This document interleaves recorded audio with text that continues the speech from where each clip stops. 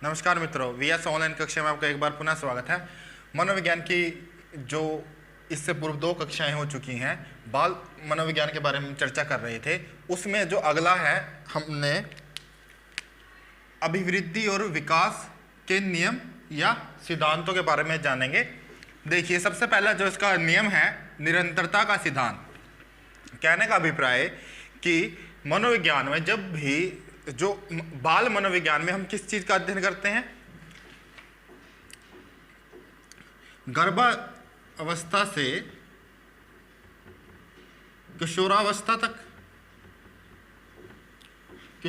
तक गर्भावस्था से लेकर किशोरावस्था तक हम बाल मनोविज्ञान का अध्ययन करते हैं। उसमें क्या है, सबसे पहला नियम कि निरंतरता का सिद्धांत। जो बालकों का विकास है वो एक निरंतर उसमें बढ़ता है। देखिए कैसे, जैसे 6 महीने का जो बच्चा है वो इतना रहेगा, जब वो 1 साल का होगा तो उसकी स्थिति ये रहेगी, जब वो 2 साल का होगा तो इसकी स्थिति ये रहेगी।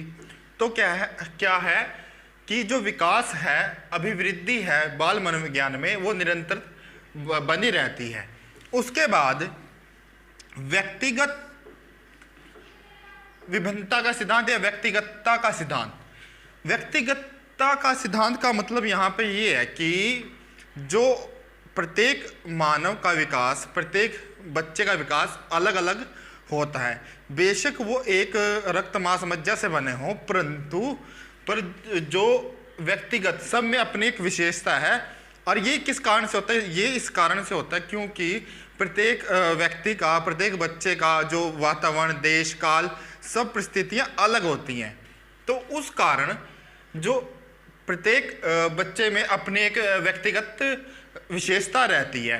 अब उसके बाद परिमार्जित का सिद्धांत। अब यहाँ परिमार्जन इसके अंदर भी कैसे रहता है?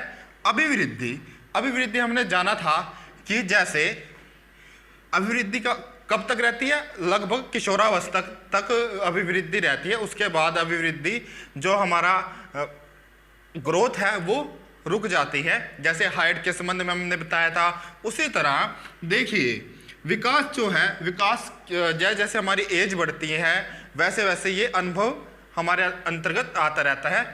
देखिए जैसे परिमार्जित, आप जिम गए, जब बच्चा या हम जिम जाते हैं, योगाभ्यास करते हैं, तो क्या होता है? उससे हमारी कार्य क्षमता क्या होती है? मजबूत होती है। हड्डियां, मांसपेशियां वो सुडौल होती हैं। तो वो क्या किया, हमने अपनी उसका ऊर्जा का परिमार्जन कर दिया, उसको अर्जित किया। ठीक है। जैसे अगर बच्चा जूता पहने तो उसके जो पाँव हैं वो इस तरह बन जाएगा। क्या ये परिमार्जित हो गया? क्या इस तरह उसकी शेप जो है ना ऐसे बन जाएगी। अगर वो चप्पल पहन के रखता है या बिना चप्पल के रहता है तो उसका जो पाँव है वो ऐसे रहेगा, इस तरह से। चीन में भी जैसे लोग जैसे जूते ज़्यादा पहनते हैं तो उनके पाँव का जो शेप है इस तरह रहेगा। तो क्या हुआ, जो परिमार्जन का सिद्धांत है वो क्या होता है? उसका सबसे बड़ा कारण ये है कि हम अपनी ऊर्जा को परिमार्जित कर लेते हैं, उसको हम अभिवृद्धि कर लेते हैं। उसके बाद समान प्रतिमान का नियम। अब इसमें देखिए, समान प्रतिमान का नियम प्रत्येक प्राणी के अनुसार अलग अलग रहता है। जैसे देखिए मानव है, मानव का बच्चा जब पैदा होता है तो इस आकार का रहेगा, और जो हाथी का बच्चा है 1 दिन का वो इस आकार का रहेगा। अब इसी तरह आप किसी और प्राणी से भी ले सकते हैं कि जो हाथी और मानव का बच्चा अलग अलग रहा, प्राणी के अनुसार प्रतिमान में बदलाव रहता है। जो अभिवृद्धि और विकास है वो कैसे रहता है? चक्राकार या वृत्तुलाकार। देखिए इस तरह से, जो इस तरह से बना हुआ है, ये क्या होता है कि जैसे बालक विकास करता है, ग्रोथ करता है, फिर वो कुछ समय के लिए रुक जाता है, उसकी ग्रोथ रुक जाती है। क्यों? ठहराव होता है, उसमें स्थायित्व आता है। वो स्थायित्व फिर वो स्पीड पकड़ता है, फिर वो क्या होता है? स्लो हो जाता है। इस तरह से आपने भी देखा होगा कि जो किशोर शैशव अवस्था में प्रथम 3 वर्ष में बच्चा ज़्यादा बढ़ता है और उसके आने वाले 2-3 सालों में वो विकास रुक जाता है, फिर वो बढ़ता है। इस तरह से जो इसका बाल मनोविज्ञान में चक्राकार प्रकृति रहती है, ठीक है। और हरलोक महोदय कहते हैं मनुष्य का जीवन का विकास घंटी के समान है। देखिए कैसे घंटी के समान कैसे है, जैसे इस तरह से घंटी होती है, ठीक है। तो क्या रहता है, देखिए यहां पे पहले बढ़ रहा है, यहां पे मैक्सिमम आ गया, फिर कम होने लग जाता है। तो हर लोग ने क्या कहा, जो मनुष्य के जीवन का विकास घंटी के आकार का है, ये भी आप नोट करें। उसके बाद समन्वय का सिद्धांत, समन्वय शारीरिक और मानसिक दोनों का समन्वय ही इसमें महत्वपूर्ण भूमिका निभाता है। अब अगला देखिए, निश्चित पूर्व कथनीय नियम, एक ये भी रहता है। इसमें 2-3 नियम आते हैं। जैसे पहला नियम है मस्तक बोधमुखी। इसमें क्या रहता है कि सिर से पैर की ओर वृद्धि और विकास। बच्चे का जो विकास है सबसे पहले क्या रहता है, सिर का विकास होता है, ठीक है। सबसे पहले क्या होता है, जब बच्चा जन्म लेता है उससे पहले क्या होता है, सिर का विकास होता है। जो बच्चा लगभग 15 घंटे के बाद अपनी आंखों पर नियंत्रण पाना सीखता है, जो सिर की तरफ जितने भी हमारे अवयव हैं उन पे सबसे पहले क्या होता है, विकास होता है। देखिए जब बच्चा होता है तो वो सबसे पहले क्या आंखों का वो करता है। जब बच्चा पैदा होता है लगभग 15 घंटे तक वो आंखों का भी सामंजस्य नहीं बना पाता, कभी एक आंख खोलता है कभी बंद करता है, पर 15 घंटे में वो आंखों का सामंजस्य बनाने लग जाता है। सबसे पहले क्या होता है, सिर का विकास होता है, सिर का, फिर जैसे आंख नाक मुंह उनसे करता है, फिर हाथों का, जैसे हाथों से, फिर इस तरह वो नीचे पाँव की तरफ चलता है, उसका विकास, ठीक है। इसमें ये रहता है। अब उसके बाद दूसरा क्या है, केंद्र से सिरों की ओर। देखिए इसमें क्या है, केंद्र से, जैसे ये एक हड्डी है, ये हड्डी है और ये मांसपेशियां हैं। अब जो विकास है सबसे पहले यहां होगा, केंद्र। ये क्या है, केंद्र, ठीक है। ये क्या है, केंद्र। और जो ये मांसपेशियां हैं, जो विकास की गति है पहले यहां से फिर इस तरफ बढ़ेगा, इस तरफ, ठीक है। इसका मतलब यह है केंद्र से सिरों की ओर। उसके बाद सामान्य से विशिष्ट की ओर, जो विकास है सामान्य से विशिष्ट की ओर जाता है।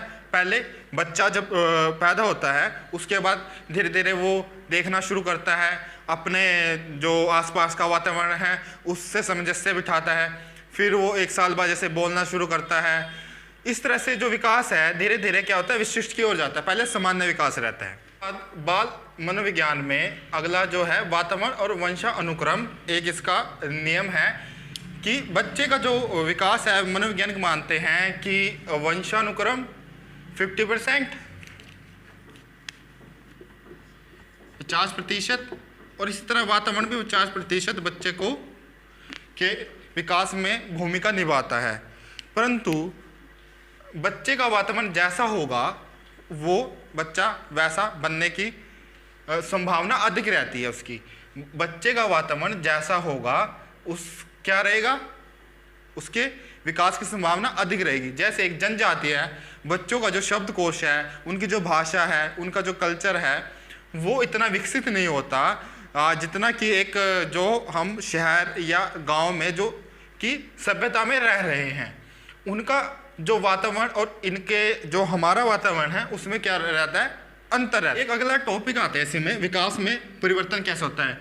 तो देखिए विकास में परिवर्तन चेंज कैसे रहेगा। देखिए सबसे पहले क्या होता है, आकार जो अभिवृद्धि में रहता है वो विकास में भी रहेगा, आकार में बढ़ता है। आकार किसमें, जैसे लंबाई, चौड़ाई, ठीक है, और भार, आकार, इस तरह से आकार बढ़ेगा। मानसिक लगा ले, अगर मानसिक हम लगाएं मानसिक, तो उसमें क्या रहेगा, उसमें संवेग आएंगे, उसमें विचार, बुद्धि, इस तरह की जो चीजें हैं, मानसिक चिंतन वगैरह, वो सब क्या विकास में परिवर्तन का सबसे पहला आकार क्या रहेगा? सबसे पहला पॉइंट करें आकार। आकार में क्या? लंबाई, चौड़ाई, भार। और मानसिक रहेगा संवेग, चिंतन, बुद्धि, विचार डिसीजन लेने की क्षमता, इस तरह से उसमें परिवर्तन होगा।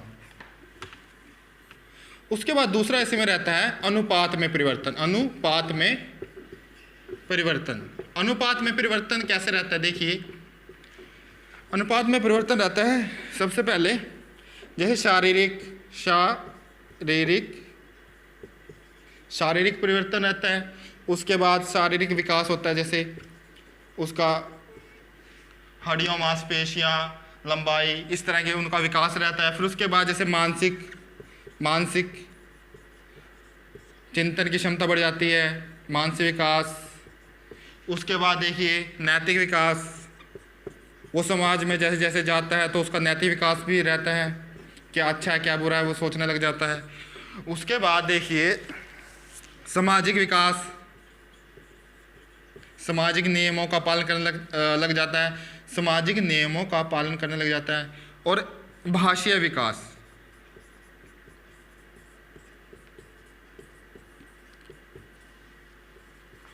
तो अनुपात में परिवर्तन कैसा होता है? ये जो पक्ष हैं अनुपात में शारीरिक, मानसिक, नैतिक, सामाजिक और भाषीय, ये सब इस किस में अनुपात में परिवर्तन के पक्ष रहे। देखो तीसरा क्या रहता है? पुराने चिन्हों का, पुराने विकास के अंदर पुराने चिन्हों का लोप, पुराने चिन्हों का लोप हो जाता है इसमें। पुराने चिन्ह कैसे? जैसे कि कच्चे बाल, बच्चे के जब बच्चा जन्म लेता है उसके सिर पे कितने बाल होते हैं, पूरी बॉडी पे बाल रहते हैं। तो जैसे जैसे बच्चा बढ़ता है तो वो बाल कम होने लग जाते हैं। कच्चे बाल लगा सकते हैं हम। दूध के दांत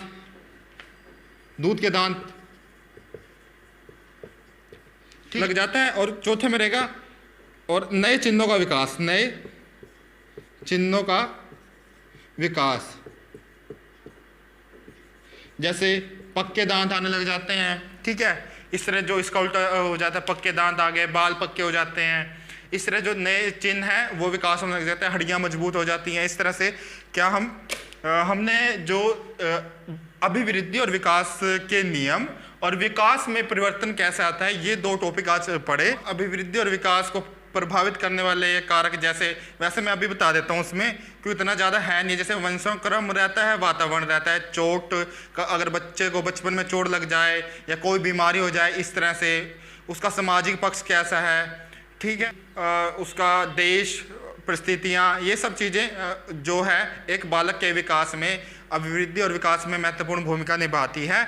उसके बाद हम विकास के विभिन्न पक्षों को, शारीरिक, मानसिक, सामाजिक, संवेगात्मक और भाषीय, नैतिक विकास, इस तरह की इन सब का अलग अलग से शैशवावस्था, बाल्यावस्था और किशोरावस्था में क्या प्रभाव रहता है, उसका अध्ययन हम आने वाली क्लासों में करेंगे। इसलिए प्लीज़ सब सब्सक्राइब करें, लाइक करें और शेयर करें। धन्यवाद।